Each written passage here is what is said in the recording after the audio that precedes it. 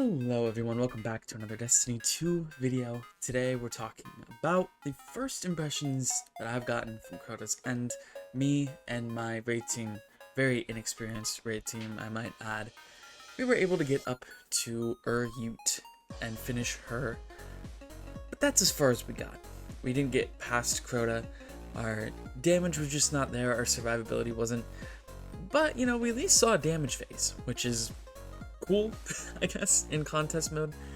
Full clear came after contest was off, and I wasn't playing on my account, I was playing on my boyfriend's account.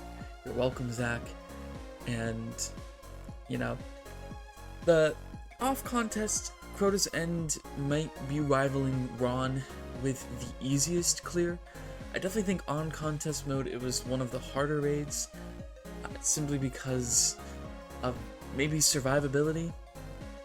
And the chalice mechanic was a little confusing at first, but I think after, you know, learning that you can deposit the damn thing during both the Death Singers and the Crota encounter, it makes life a lot easier.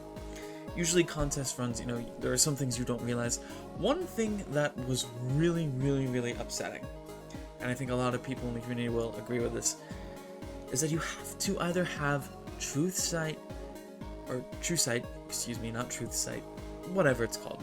You see, you wall hacks on a hunter, or you need Wish Ender to be able to see where the wizards are in their designated rooms. Now, you can kind of cheese it with the radar, but it's risky, right? Because, you know, Shriekers are technically vehicles, so they have like the arrow pointing and the little circle on the map and whatever, whereas the wizards have, you know, like the red bar, or I guess, I don't know what to call it. It's like a quadrant of your radar that turns red, or whatever color you have it, because I know people enjoy their colorblind mode in Destiny, and you should. It's awesome. But it's really sketchy to have to use your radar like that to guess where the wizard is. There should be a more definite way to do that.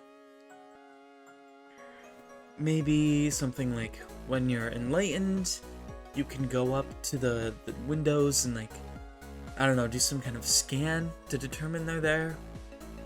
Like, you need the chalice to see them, like you can see through the walls or something. I don't know. There needs to be something, and hopefully Bungie goes back and changes that. Otherwise, you know, you're gonna have to relegate someone to run Wish Ender, which isn't bad, but it's just not it. There are some raids where maybe there's one exotic that you should run, but you don't necessarily need to run to get something done. But I don't think ever in my 8-9 years of playing Destiny that there has been an exotic that you need to guarantee that you clear something. Now, there is, you know, if you're doing the first thing of Death Singer, right, you only have 3 wizards, you can kind of enlighten everyone and roll the dice on the rooms, you know, make educated guesses, because you can see most of them, and if you can't see it, then you can kind of rule out where they are. So it isn't the end of the world, because hot swapping exists and whatever, but it is just disappointing to have to force someone to run something just to be safe in an encounter. And for Crota post-contest, again, super easy. Like, damage is insane. To be able to go off of contest and to be able almost to one phase, basically. Yeah, Crota's End still is definitely one of the easier raids to do. Easiest, I don't know, it's in between Ron and Crota. I would say Ron is probably a little bit harder, but not by much at all. So, I mean, the next raid we have, Final Shape raid, that one shaping up, no pun intended, to probably be one of the harder ones. Obviously, we'll have to wait and see. Bungie's kind of been stepping away from over-delivery, so, you know, maybe we'll see a raid that maybe only has 4 or 5 encounters, right? More in line with Ron, and maybe a little bit closer to Vow. I think Vow is, like, to me, one of the more quintessential raids, because it's not super long. It can be if you're messing up, but it shouldn't be. If your team knows what they're doing, it's really short, it's quick, and the mechanics involve just about everybody throughout the entire raid. Maybe not everybody. Exhibition, though, especially, is just a great encounter because it's a flow encounter, and it does require just about everyone in the fire team to do something. And I think those types of encounters, especially third encounter, the descent encounter, and Deepstone, also a great encounter. You don't really have any of those in Crota's End. I guess maybe Bridge is the closest you get, because, you know, everyone has to be either doing totems, a plate, passing the chalice, or something. So Bridge is probably the closest, and that one is fun because it does take a lot of coordination, and everyone has to be paying attention at one point or another.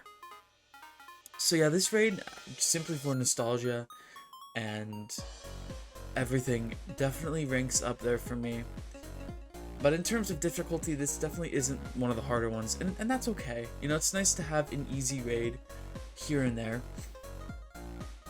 I think having Ron and this one back to back is kind of a bad look. I think you can still make the argument that Ghosts of the Deep is harder to do sometimes.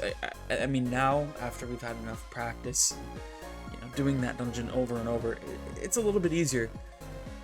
But still, the damage checks are a lot thicker, so to speak, than here in Crota's End. So, you know, I still enjoy Crota. I always will, because I love swinging around with the sword.